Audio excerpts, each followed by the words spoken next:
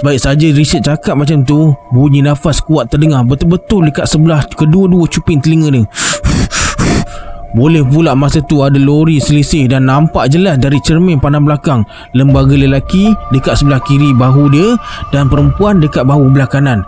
Kata Richard, mata lembaga tu pandang tepat dekat dia dengan jari jemari perlahan-lahan nak sentuh leher macam nak cekik dia. Richard terus buat emergency brake, kemudian parking dekat tepi jalan sambil pasang hazard light. Cepat-cepat dia keluar kereta dan lepak dekat divider tepi jalan. Tak kisahlah dekat luar tu gelap gelita ke apa ke, dia dah tak sanggup nak duduk dalam kereta tu dah.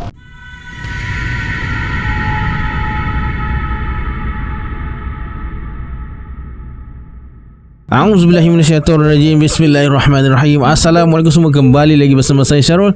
Terima kasih sebab ada klik video ni. Semoga yang menonton video ni ditambahkan rezeki dan dipermudahkan urusan dunia dan akhirat.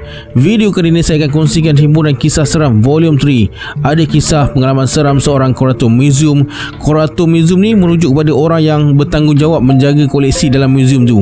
Pengalaman seram wakil pelajar yang belajar dekat China dan pengusaha bot candak sotong. Nak tahu kisah dia macam mana? Tonton video ni sampai habis. Jangan lupa like, subscribe dan komen dalam video ni. Pada yang nak join grup Telegram saya dah letakkan link dekat bawah. Macam biasa sebelum saya mulakan, jom kita baca selawat dulu. Sallallahu Rabbuna ala nuril mubin Ahmad al-Mustafa Sayyidil Mursalin. Sallallahu Rabbuna ala nuril mubin Ahmad al-Mustafa Sayyidil Mursalin. Sallallahu Rabbuna ala nuril mubin Ahmad al-Mustafa Sayyidil Mursalin. Tanpa buang masa lagi, jom let's jump to Rabak Seram.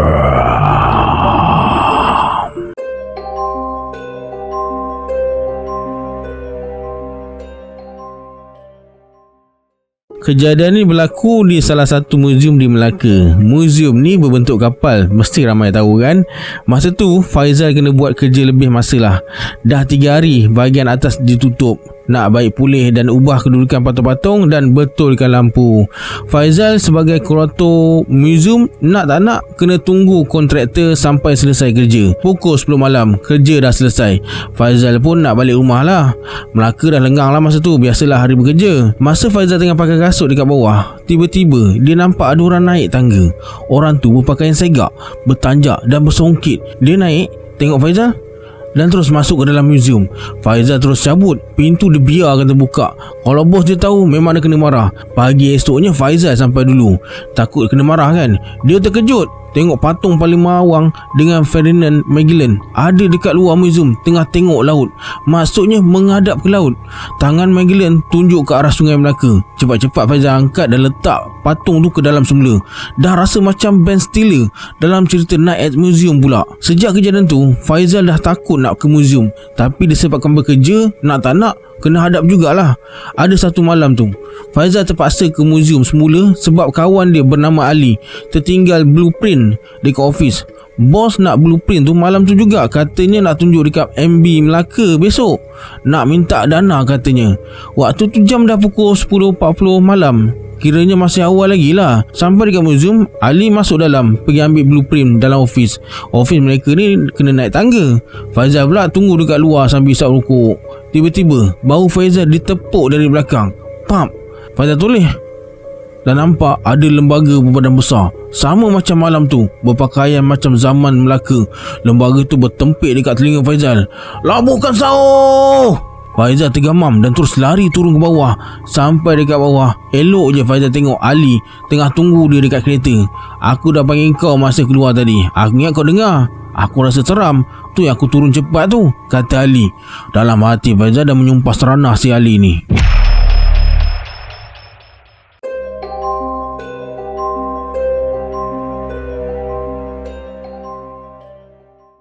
Hobi Faizal ni suka download movie dan jual pada kawan-kawan office dia.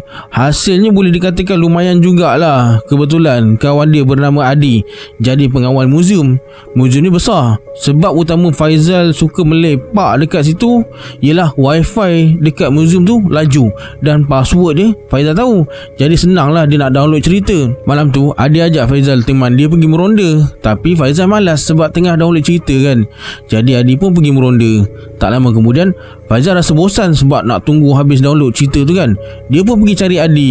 Bila jumpa Adi ajak masuk dalam muzium. Sampai dekat dalam, Faizal tengok ada prop Balairung Istana.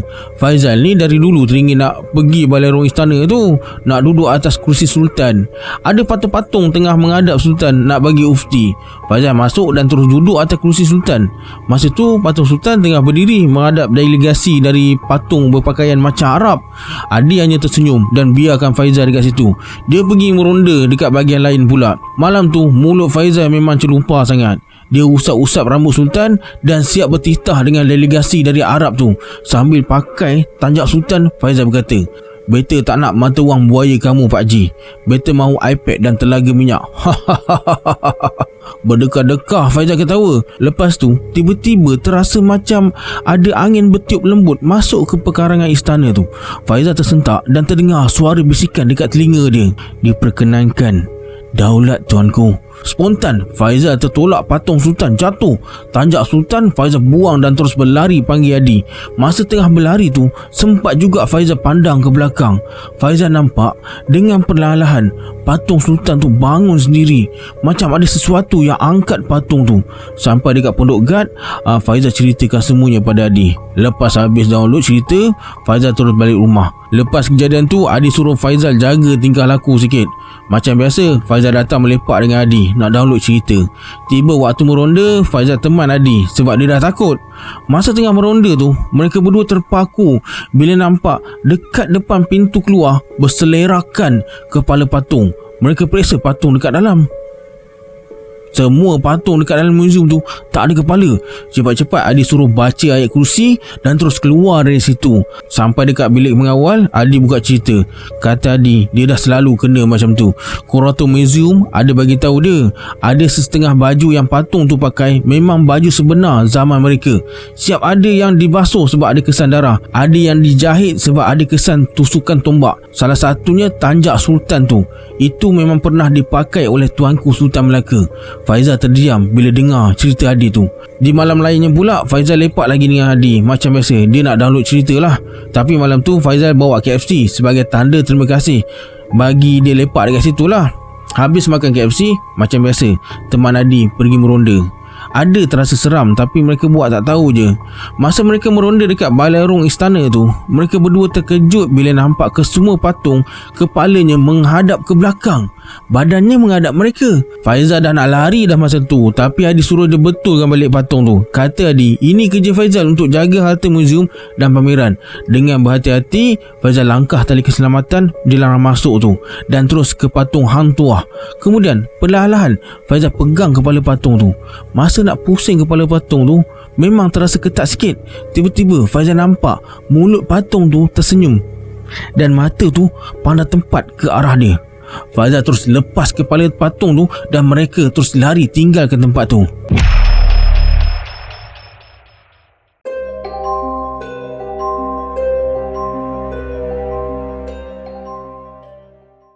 Lepas kejadian malam tadi, besoknya Faizal masuk office. Bos suruh Faizal pergi muzium TLDM sebab ada barang baru nak masuk. Sampai pukul 2 pagi, Faizal masih dekat muzium tu buat kerja. Masa Faizal tengah leka tengok handphone, tiba-tiba terdengar bunyi kaca pecah. Cepat-cepat Faizal masuk ke dalam sebab dulu pernah ada kejadian anjing liar masuk dalam muzium, habis kena samak dan ada barang yang rosak. Bila sampai dekat dalam, Faizal terus periksa dekat bahagian tengah muzium sebab bunyi itu datangnya dari situ, dekat tempat pameran uniform polis dari zaman dulu sampai zaman sekarang. Faizal ingat patung jatuh kena balang kaca ke apa. Namun apa yang dia nampak bukan patung, tapi ada 6 ekor pontianak tengah berdiri tegak dengan rambut panjang mengurai ke bawah. Faizal pun apa lagi, tak tunggu dah, terus lari panggil kawan dia, ajak teman.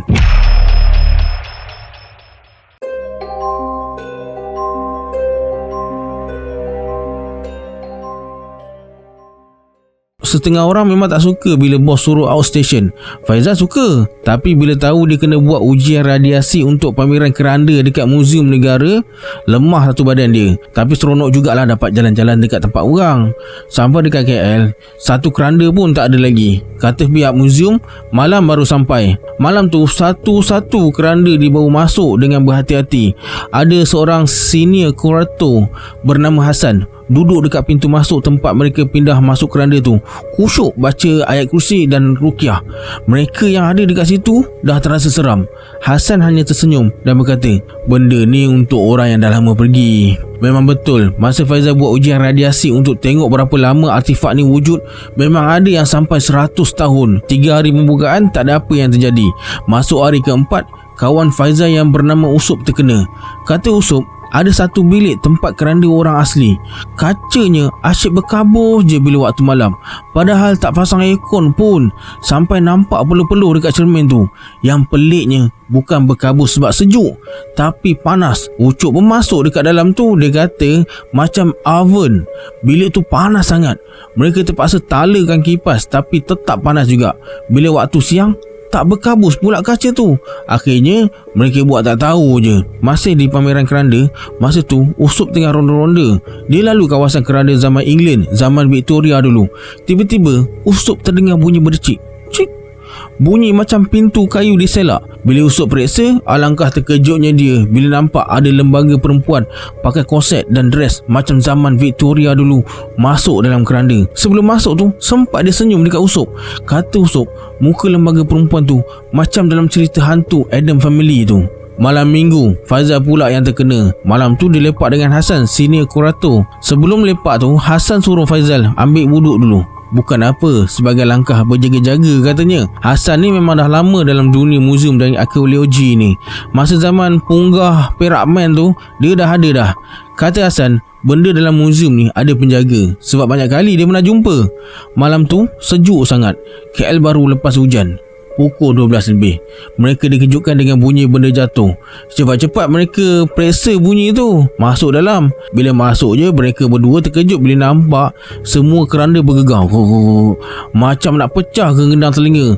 Hassan tenang je. Dia buka beg sandang, keluarkan Yasin dan hulurkan pada Faizal. Hassan berkata, boleh baca kan? Aku dah agak mesti jadi apa-apa malam ni. Patutlah Hassan suruh Faizal ambil wuduk tadi. Kemudian Hassan panggil pekerja yang lain, baca surah Yasin sekali. Mereka duduk bersila dan baca Yasin beramai-ramai. Masa tengah baca Yasin tu, terdengar bunyi orang bertempik, menjerit dan menangis. Mereka buat pekak je. Selesai bacaan Yasin, Hassan suruh semua pergi balik. Biar dia je yang stay malam tu. Dah keluar, jangan tengok aku dekat dalam. Terus jalan pergi ke motor korang. Seorang pun tak pandang belakang dan terus mencicit lari. Hari terakhir Faizal dekat KL. Malam tu Faizal kena lagi. Hassan ada, macam biasa, kena ambil wuduk lah dulu sebelum lepak dengan dia. Senang nanti nak baca Yasin kalau jadi apa-apa, kata Hassan. Masa nak pergi ambil air wuduk tu, Faizal kena lalu beberapa ruang pameran. Faizal masuk tandas dan ambil wuduk. Selesai ambil wuduk, dia keluar tandas. Betul-betul depan pintu tandas ada keranda batu yang disusun. Dari keranda batu tu keluar tangan berdarah terkapai-kapai dari celah batu tu. Faizal terus lari. Dengan selamba Hassan tegur dia, Zal, kau panggil semua orang dekat depan tu. Penat aku tiap-tiap malam kena angkat keranda batu ni. Suka betul dia berjalan malam-malam buta ni. Hati Hassan memang betul-betul kental. Lepas dah tolong alihkan keranda batu ke tempat asalnya, Faizal bersembang macam biasa dengan Hassan. Tak ada apa-apa jadi lepas tu. Esoknya Faizal balik ke ofisnya semula.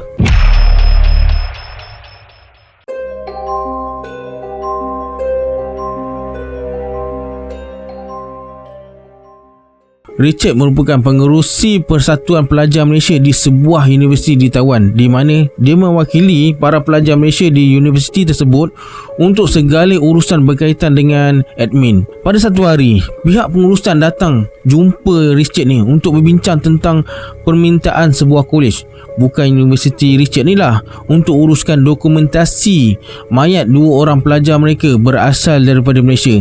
Disebabkan kolej tu jenis Shikai punya, mereka tak cukup cukup orang untuk uruskan mayat 2 orang Malaysia tu. Keesokan harinya, Richard memandu ke arah utara Taipei menuju ke daerah Ruifang. Walaupun dia tak nak sebenarnya, tapi kesian punya pasal dia gagahkan jugalah.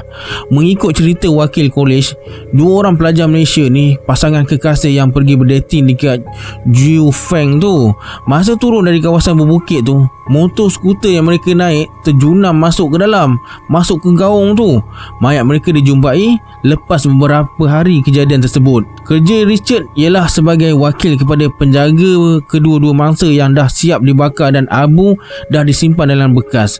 Richard kena uruskan dokumentasi dan urusan penghantaran pulang abu mayat tu ke Malaysia. Sampai dekat Ruifang, Richard ambil kesempatan jalan-jalan dekat sana sebab tempat tu cantik. Lepas uruskan kematian 2 pelajar tu lah, bekas abu mayat ditinggalkan dalam kereta sementara dia pergi bersia-sia. Lebih kurang pukul 4 petang, Richard balik semula ke kereta untuk mulakan perjalanan pulang ke Taipei. Sampai dekat kereta, Richard tengok ada seorang asuh ni berdiri dekat luar kereta sambil renung dia dengan perasaan marah. Asuh tu berkata, "Kenapa tinggalkan 2 orang tu dalam kereta? Tak kesian ke tengok 2 orang menangis macam tu?" Terdiam Richard bila tiba-tiba kena marah macam tu. Asuh tu buat drama pula sampai ramai mula kerumun dekat kereta Richard ni. Tak nak burukkan lagi keadaan, Richard minta maaf berulang kali dan cepat-cepat masuk dalam kereta, terus beredar dari situ. Keadaan dah semakin gelap. Masa Richard menyusuri jalan turun bukit yang bersimpang siur tu, ada satu bahagian dekat lereng bukit jalan tu tak ada lampu jalan. Richard terpaksa perlahankan kereta sebab selekor dekat situ tajam-tajam. Kalau boleh dia nak cepat sampai dekat bawah sebab kawasan tu memang seram, tapi dia tak nak ambil risiko. Beberapa kali jugalah Richard buat emergency brake sebab tak perasan selekor tajam dalam gelap walaupun dia dah pasang high beam. Patutlah menjunam motor 2 orang tu, kata Richard dalam hati. Dalam perjalanan turun tu, cuma kereta Richard je yang ada. Kadang-kadang ada jugalah berselisih dengan kereta atau lori dekat lane sebelah.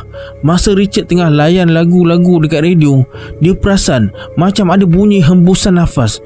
Bila dia matikan radio, tak ada pula bunyi nafas tadi. Tapi bila dia hidupkan radio, kedengaran bunyi nafas berselang-seli dengan lagu-lagu dekat radio.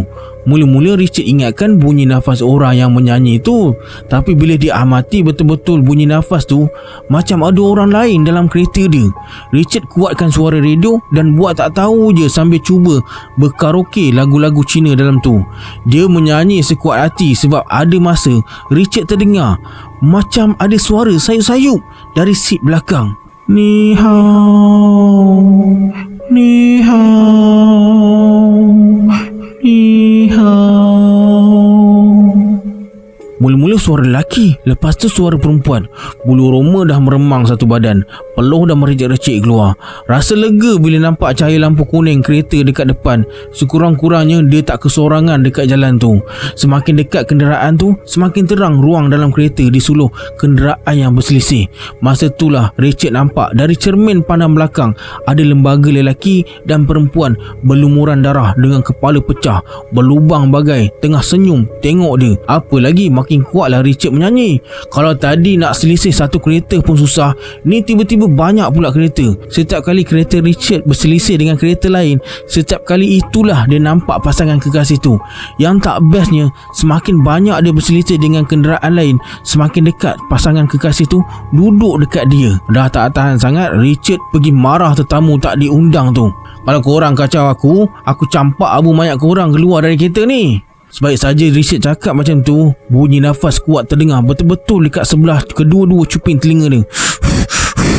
Boleh pula masa tu ada lori selisih dan nampak jelas dari cermin pandang belakang lembaga lelaki dekat sebelah kiri bahu dia dan perempuan dekat bahu belah kanan. Kata Richard, mata lembaga tu pandang tepat dekat dia dengan jari jemari perlahan-lahan nak sentuh leher macam nak cekik dia. Richard terus buat emergency brake, kemudian parking dekat tepi jalan sambil pasang hazard light. Cepat-cepat dia keluar kereta dan lepak dekat divider tepi jalan. Tak kisahlah dekat luar tu gelap gelita ke apa ke, dia dah tak sanggup nak duduk dalam kereta tu dah. Dipendekkan cerita, ada van dan lori berhenti.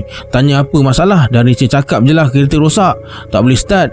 Beberapa jam kemudian, Richard dah duduk dekat seat depan lori towing menuju ke Taipei. Dalam perjalanan ke Taipei, matahari baru nak naik. Masa tu barulah Richard berani sikit nak tengok-tengok kereta dia dari cermin belakang. Dia yakin hantu 2 ekor tu masih ada dekat dalam kereta dia, sebab kalau dia toleh kejap, ke belakang tu tak ada apa-apa. Tapi kalau dia pandang lama sikit dekat belakang, dia perasan ada 2 kelibat hitam tengah menyorok di sebalik seat driver dan seat penumpang dekat depan, tengah main cak-cak dengan dia. Hari tu sehari suntuk Richard habiskan masa dia uruskan abu-abu mayat tu pulang ke Malaysia. Richard kata dia tak kesian langsung sebab bengang kena kacau dengan hantu 2 ekor tu. Selesai semua urusan, Richard telefon pihak universiti bagi tahu kereta ada dekat bengkel dan dia pulang kampus naik bas je. 4 tahun kemudian, tahun 1994, Richard datang semula ke Juven dengan tunang dan kawan-kawan makan angin dekat sana. Masa dalam perjalanan pulang, dia nampak dalam sekelip mata pasangan lelaki dan perempuan yang dia uruskan mayat mereka dulu berdiri di salah satu selekoh melambai ke arah dia.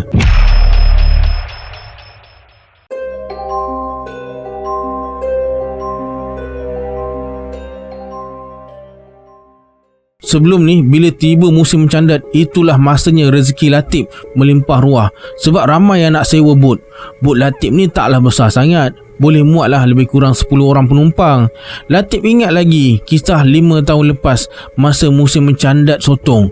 Dia dapat tempahan bawa 6 orang penumpang, 5 lelaki dan 1 wanita. Mereka semuanya kawan sepejabat di sebuah jabatan kerajaan. Lebih kurang pukul 5 petang, mereka bertolak dari jeti untuk ke tempat mencandat. Cuaca petang tu baik, ombak tak besar. Masuk je waktu malam, mulalah pesta mencandat sotong. Lampu terang disuluh ke dalam air. Umpan siap dilempar. Tak sampai 5 minit, umpan salah seorang dari mereka dah mengena. Lepas tu, seorang demi seorang umpan mereka mengena. Malam tu rezeki mereka agak baik. Baru beberapa jam dekat situ, hasil tangkapan dah banyak sampai mereka kepenatan.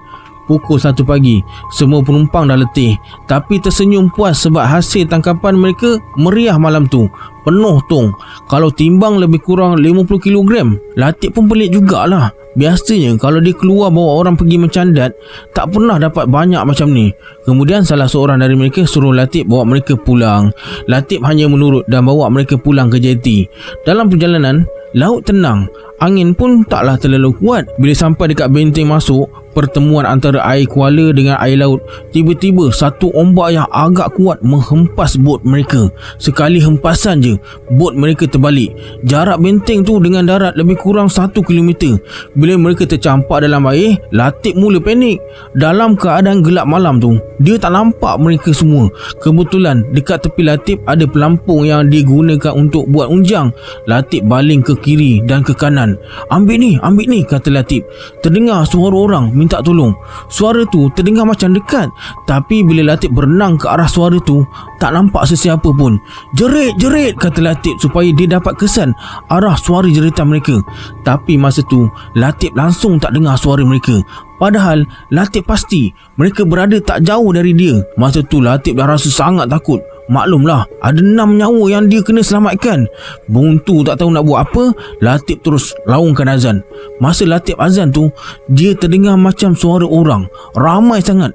Bunyi macam berdengung, macam bunyi ribuan lalat, tapi suara orang. Habis dia azan, suara tu hilang.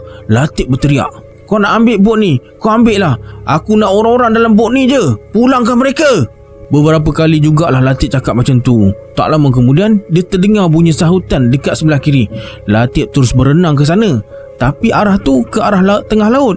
Cepat-cepat Latif patah balik. Dalam keadaan kelam kabut tu, tak putus-putus Latif sebut nama Allah. Rupanya suara tu adalah suara benda lain.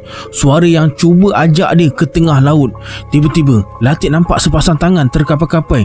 Dia terus berenang ke arah tangan tu. Sampai dekat situ baru Latif dengar suara minta tolong. Latif terus tarik penumpang pertama dan bawa ke darat. Lepas tu dia berenang semula ke arah bot. Latif sendiri tak tahu dari mana dia dapat kekuatan. Penumpang kedua, ketiga dan keempat senang je Latif jumpa. Seorang demi seorang dia tarik ke tepi pantai. Tapi penumpang kelima dan keenam memang susah nak cari. Padahal dia tak jauh dari tempat bot terbalik tadi. Latif langsung tak dengar suara mereka. Walaupun dah kuat Latif menjerit, tetap tak ada balasan. Latif jadi semakin risau. Dah dekat sejam lebih mereka dalam air tu. 2 orang lagi masih belum jumpa.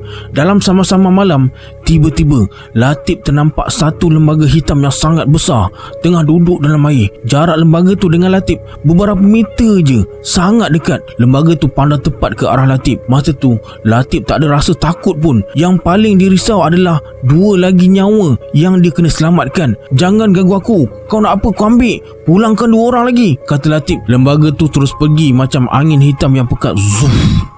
Lepas lembaga tu hilang, baru Latif nampak penumpang kelima yang berada beberapa meter dekat depan dia. Latif terus dapatkan penumpang tu. Waktu tu Allah hantar bantuan pada Latif. Kebetulan ada 3 buah bot lalu dekat kawasan tu. Latif menjerit minta bantuan mereka untuk cari penumpang ke-6. Latif terus bawa penumpang kelima ke tepi pantai. Tak sampai 5 minit, penumpang terakhir pula dijumpai. Alhamdulillah, semuanya selamat. Perasaan Latif masa tu hanya Allah je yang tahu. Dia langsung tak hiraukan diri sendiri. Yang Latif risau hanyalah 6 nyawa yang dibawa tadi. Lepas naik ke darat, peha sebelah kanan Latif terasa sangat sakit. Bila tengok ada kesan lebam yang teruk dekat situ. Latif tak pasti terkena apa, tapi dia bersyukur sebab semua penumpang selamat. Latif teringat pesan orang-orang tua dulu. Kata mereka, laut ni boleh dijadikan tempat untuk cari rezeki. Namun silap hari bulan, laut juga boleh jadi tempat dia bersemadi. Lepas kejadian tu, Latif tak terima lagi tempahan sewa bot untuk candak sotong sampai ke hari ni. Dia jadi trauma lepas kejadian tu.